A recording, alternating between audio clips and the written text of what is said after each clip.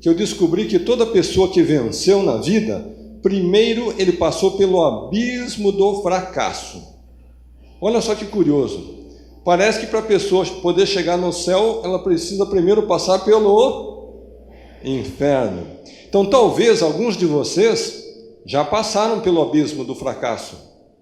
Talvez alguns estão saindo desse abismo. E talvez alguns de vocês estão lá no fundo do abismo. Então não importa onde você esteja no momento. O mais importante é onde você está indo. Porque muito mais importante que o seu passado é o seu presente e o seu futuro. E alguém vai perguntar, mas Carlos, você também passou pelo abismo do fracasso? Com certeza. Se vocês prometerem que não vão colocar no Facebook, eu vou contar um segredinho aos amigos. Quando eu era um estudante colegial, eu era um péssimo aluno. As minhas notas eram mais vermelhas do que azuis. Teve um tempo que eu desisti de ir para a aula. Não fui mais.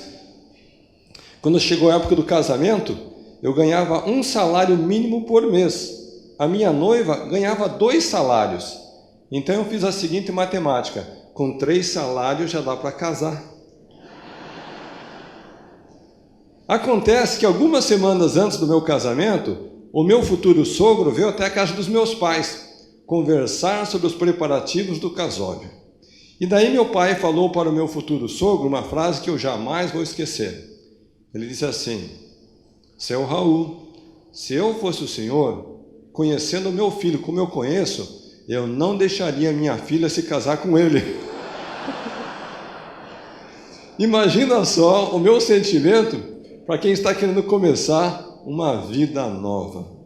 Bom, eu acho que meu pai tinha razão na sua preocupação.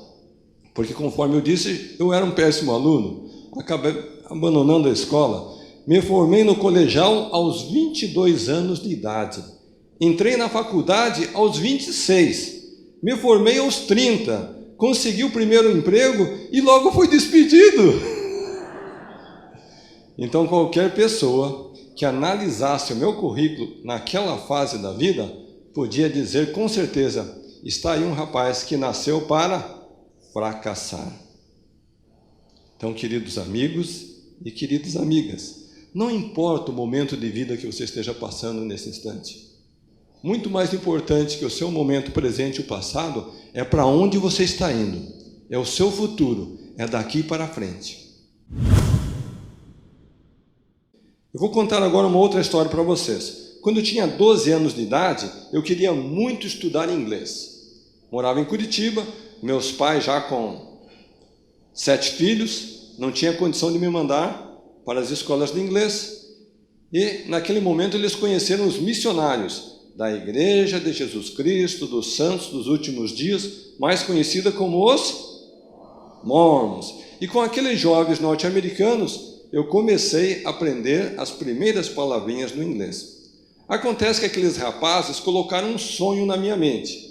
Eles diziam assim: Carlos, você é bem jovem, mas um dia você vai poder ir para os Estados Unidos estudar numa universidade americana. Gente, meu pai era motorista de caminhão, minha mãe era costureira, 7 filhinhos pequenos para criar. Como que eu podia pensar que um dia eu podia estudar nos Estados Unidos? Mas graças ao apoio, o incentivo daqueles jovens missionários, finalmente, aos 26 anos, eu fui aceito na Universidade de Brigham Young. E naquela época, todos nós gostamos de ter sonhos e metas e ideais. A minha meta maior era fazer a faculdade nos Estados Unidos, retornar ao Brasil e seguir uma carreira como executivo. E assim eu fiz. Após a formatura, retorno para o Brasil para seguir essa carreira.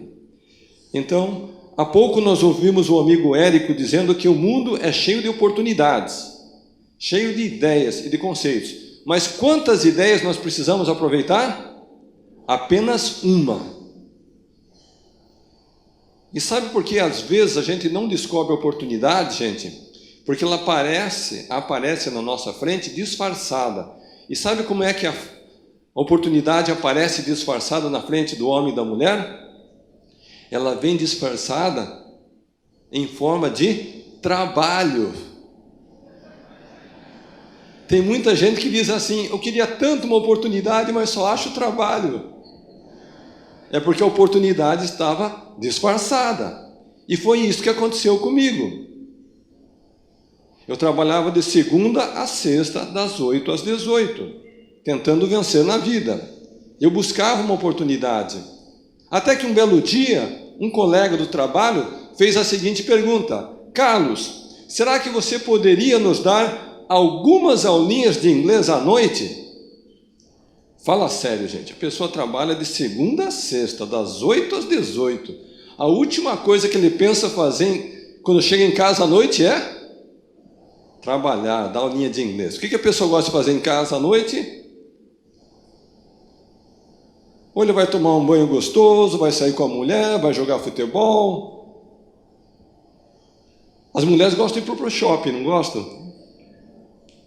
Mas, naquele instante, eu acredito que o meu espírito empreendedor falou mais alto. E eu pensei assim, aulinhas de inglês à noite significam mais dinheiro no bolso. E mais dinheiro no bolso não faz mal para ninguém.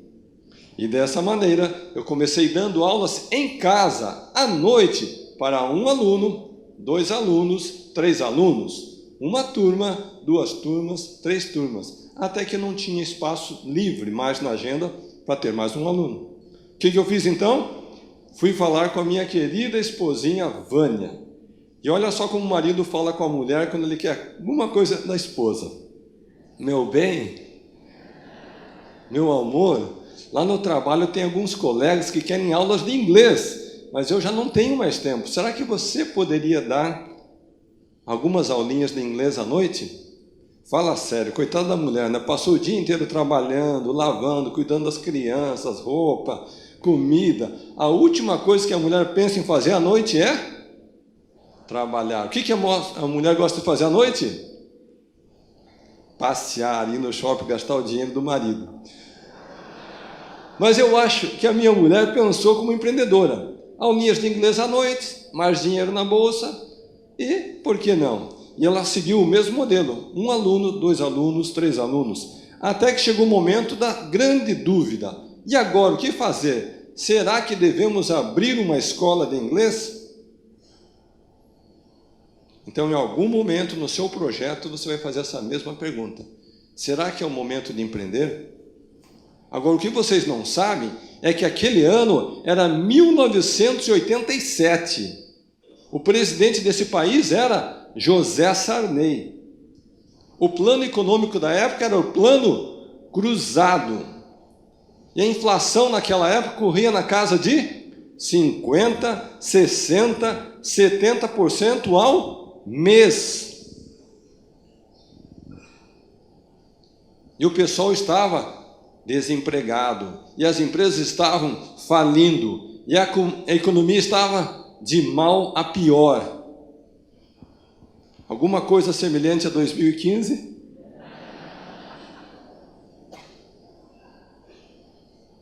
Então, sabe o que eu fiz, gente? Eu fiz um erro. Eu fui falar com os meus amigos. Parece que todo mundo tem um cunhado, né? Eu fui falar com meus amigos, com os cunhados, para ouvir deles o que eles diziam. E adivinham o que os meus amigos e os meus cunhados me disseram, gente? Vocês já assistiram essa palestra?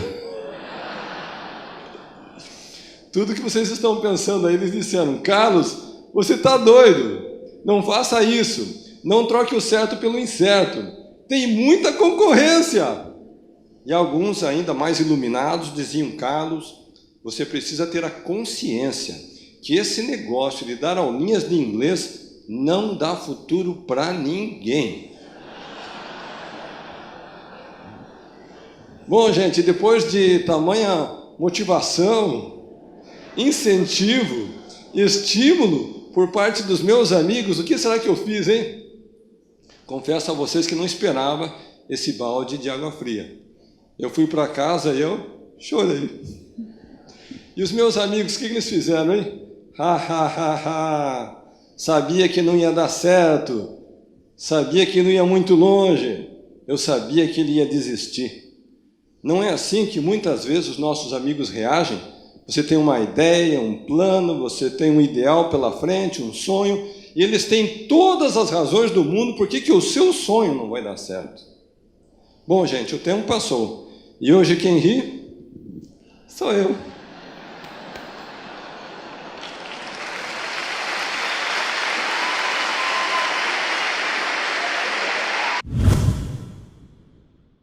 Eu acredito que cada pessoa tem um dom, um talento, uma habilidade. E nós, no Brasil, somos um dos povos mais empreendedores do planeta. Uma pesquisa internacional identificou que 1/3 do brasileiro tem um espírito empreendedor. Acontece que alguns desses desenvolvem esse dom, essa competência, e outros ficam com a habilidade dormente dentro de si. Então, quando as pessoas me perguntam, todos podem vencer, crescer, prosperar, eu digo o seguinte, Murilo, todas as pessoas podem, sim, baseado em 3 condições. Primeiro, é necessário ter o desejo de prosperar. Segundo, transformar o desejo em um projeto comercial em grande escala. E terceiro, a pessoa precisa seguir as regras, princípios e conceitos que transformam a vida financeira dela, da sua condição atual para uma condição vencedora. Eu penso que na maioria das pessoas nós somos sonhadores. Acontece que poucos estão dispostos a pagar o preço do sucesso. E quando você tem um sonho, mas não paga o preço do sucesso, ele não acontece. E qual que é o preço do sucesso? Eu costumo dizer que é semelhante à experiência de você atravessar um túnel escuro. Você não sabe as respostas, você não tem o caminho, você não tem os meios de chegar ao seu objetivo, mas você tem uma luz de 1 metro, 2 ou 3. Porém, eu descobri na prática que à medida que você caminha 1 metro, 2 ou 3, você vai tendo mais um facho de luz, de forma que as tuas respostas que você busca, os caminhos que você está procurando, eles são colocados à sua frente. E finalmente você vê a luz no final do túnel. Então agora vocês, meus amigos e amigas, sabem como foi que a Wizard nasceu e como ela cresceu. Não somente a Wizard, mas depois outras escolas de inglês e cursos profissionalizantes que fizeram parte do nosso grupo. Ao todo, 3.000 escolas, gerando 45.000 empregos, atendendo 1 milhão de alunos a cada ano, presente em 10 países. E foi esse grupo que foi adquirido no ano passado pela empresa britânica Pearson pelo valor de 2 bilhões de reais.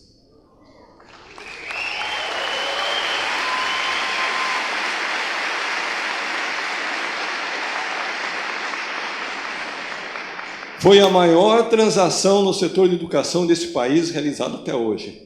E alguém vai dizer, bom, Carlos Martins veio aqui para fazer propaganda da Wizard.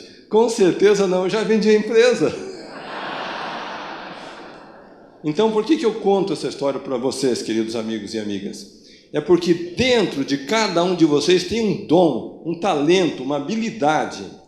E a hora que você conseguir transformar esse dom, esse talento, essa habilidade numa fonte de renda, capaz de atingir o mercado em grande escala, toda a sua vida vai ser transformada. Aqueles 2 meninos, Charles e Lincoln, que vocês viram na história, que foi fruto daquela viagem na Kombi lá para Camboriú, eles cresceram. E eles também foram estudar nos Estados Unidos. E quando eles voltaram dos Estados Unidos, a Wizard já tinha mais de 1.000 escolas no Brasil. Só que eles disseram o seguinte, pai, esse negócio é muito maior do que você imagina. Eu disse, como assim, meus filhos? Não, porque tem uma tendência internacional agora de aquisições, consolidação de mercado. E nós devemos começar a comprar a concorrência. Eu disse, meu filho, não se preocupa com a concorrência, a gente já é líder no setor, deixa a concorrência seguir o rumo deles, nós seguimos o nosso. Não, pai, mas o mundo está diferente, nós temos que pensar em crescer. E 1 mês, 2 meses, 3 meses, 6 meses, eles insistindo e eu sempre resistindo.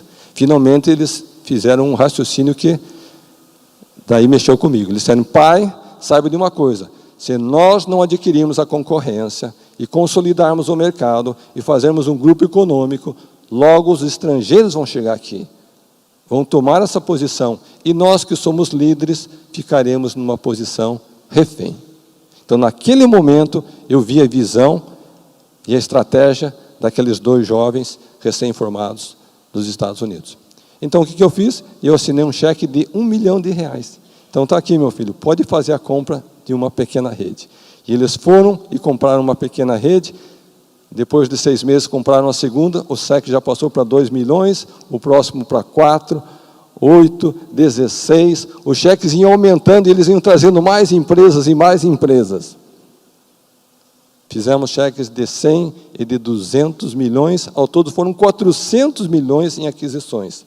Formamos o maior grupo educacional desse país, com 3.000 escolas, atendendo 1 milhão de alunos, presentes em 10 países, e o que é mais importante, gente, tudo com capital próprio. Então, foi isso o que possibilitou que os britânicos da Pearson saíssem de Londres e viessem no Brasil há 2 anos e adquirissem todo o grupo Multi. Foi, na época, a maior aquisição do setor de educação desse país, num valor aproximado de R$2 bilhões. Eu acredito que ninguém jamais fez algo grandioso sozinho. Portanto, toda pessoa que quer vencer profissionalmente, empresarialmente, ele precisa formar uma equipe de talentos. E como é, então, que nós formamos essa equipe? Primeiro, o empreendedor precisa acreditar no indivíduo. E eu descobri na prática que, infelizmente, tem muita gente que não confia no próximo. Quando você não confia no próximo, você desconfia. Quando você desconfia, você não vai delegar. Quando você não delega, você é centralizador. Então, esse é um processo contínuo. Você precisa acreditar na tua equipe, você precisa delegar tarefas, acompanhar essas tarefas e, acima de tudo, treinar. Não adianta você ter uma equipe sem treinamento. Desde aquela data eu tenho ouvido 2 perguntas. Carlos, por que você vendeu? E segundo, o que você vai fazer daqui para frente? Então eu vou responder agora para vocês por que eu vendi. Eu descobri que toda empresa, quando ela é líder de mercado, ela se prepara para 2 momentos. Ela se prepara para comprar a concorrência, e depois ela se prepara para ser adquirida por uma concorrência internacional muito maior. Sabe por quê? A pergunta que deve ser feita é o seguinte: o que acontece se você não vender para o concorrente, o estrangeiro? Sabe o que o estrangeiro vai fazer? Ele vai vir comprar a sua concorrência no Brasil. E daí, de repente, você vai ter um canhão de investidores estrangeiros concorrendo com você. Então, é muito melhor você pôr o dinheiro no bolso. E daí a próxima pergunta é: o que fazer da vida daqui para frente? E daí eu tenho ouvido os maiores absurdos, né? Cara, se eu fosse você, eu não fazia mais nada da vida. Eu pegava toda essa grana, deixava no banco e esquecia que o mundo existe. E cada um dá a sua opinião. Gente, aquele que nasceu com o espírito empreendedor, não importa quanto dinheiro ele tenha, ele vai fazer o exercício do seu empreendedorismo não por causa da remuneração, da motivação financeira, do dinheiro, mas ele vai fazer pela contribuição, por compartilhar e para inspirar outras pessoas a vencer. É por isso que parte do meu tempo eu escrevo livros. Sonhos Não Têm Limites é um best-seller, está na lista da Veja dos mais vendidos, e outro é Desperte o Milionário que é em você. Falar nisso, a minha assistente Lisa está aqui? Onde que você está, Lisa? Ela está por aqui. Ela trouxe lá de Campinas, não sei se foram 10, 20, 30, 40 livrinhos. Está lá, Lisa? Olha só que linda. Então, quem quiser o livro, deve procurar a Lisa no final da apresentação. Bom, gente, 8 meses depois de vender, então, a Wizard, nós adquirimos a rede Mundo Verde, conforme foi citado aqui.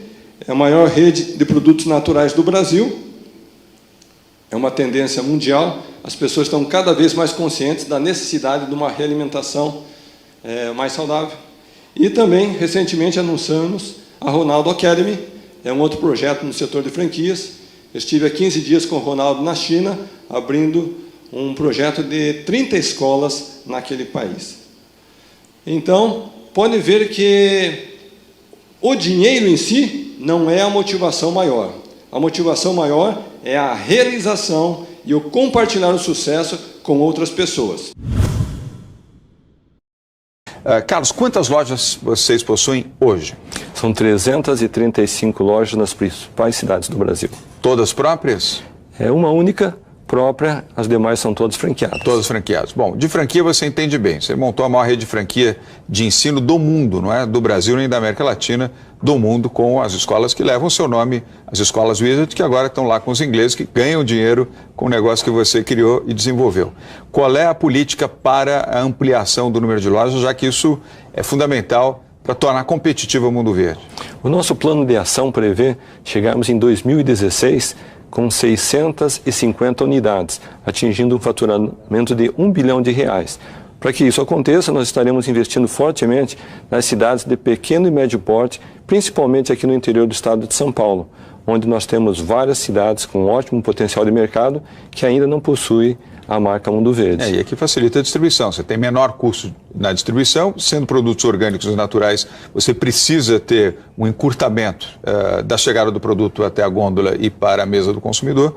É uma política que, aliás, São Paulo já é um mundo, né? Já é um país. O potencial do interior de São Paulo, muita gente não olha isso com a devida atenção. É praticamente uma nação que você tem aqui de crescimento. No seu caso, facilita bastante a distribuição, reduz custo e melhora o posicionamento também. Um segundo aspecto que nós estamos fazendo, João, estamos investindo muito na qualificação do franqueado, que faz parte da rede, e dos seus colaboradores. Para você ter um elemento de comparação, a última convenção nacional da rede Mundo Verde havia sido realizada há 10 anos. Ora, nós, com uma tradição de convenções, vamos todo ano, no mínimo. Fazer no mínimo todo ano, futuramente 2 vezes ao ano. Claro. Porque nós entendemos que, além do aspecto técnico, aspecto de marketing, estratégias, tem um aspecto emocional. Claro, motivação. Motivacional que comprometimento. Faz muito... É um elemento fundamental para o sucesso. Em qualquer atividade. Agora, em prestação de serviço, que é comércio, é prestação de serviço. É essencial, é fundamental. E ainda mais quando você fala de produtos naturais e orgânicos, porque é um perfil de consumidor diferente. Sim. É um consumidor mais esclarecido, mais exigente. Ele é mais atento como consumidor, senão ele não faria opção pelo produto orgânico e natural. Certamente. Né? Então, isso exige mais daqueles que fazem o atendimento na sua rede. Aliás, linha adotada pelo fundador da Whole Foods. Você vai numa loja Whole Foods, o grau de atendimento é completamente diferente dos supermercados. Alguns já começaram a melhorar nos Estados Unidos, mas... Você citou o aspecto... Pois não, pode completar. Não. Você citou o aspecto da concorrência do supermercado. Então, vou citar um caso prático que nós fizemos. Com uma câmera oculta, nós fomos até um supermercado no setor de produtos naturais e nós gravamos a reação de um consumidor diante de vários produtos que estavam na prateleira. Ele olha 1, olha 2, olha 3, olha 4... Não leva nenhum. Vê o descritivo e acaba saindo daí sem compra nenhuma. Já numa rede Mundo Verde, cada loja tem uma nutricionista. A partir do momento que esse cliente mais instruído que você citou, mais exigente que você citou, entra na loja, automaticamente a nutricionista está ao lado dele ou dela para orientar no consumo. Ou seja, ele sai de lá com a cesta cheia de produtos.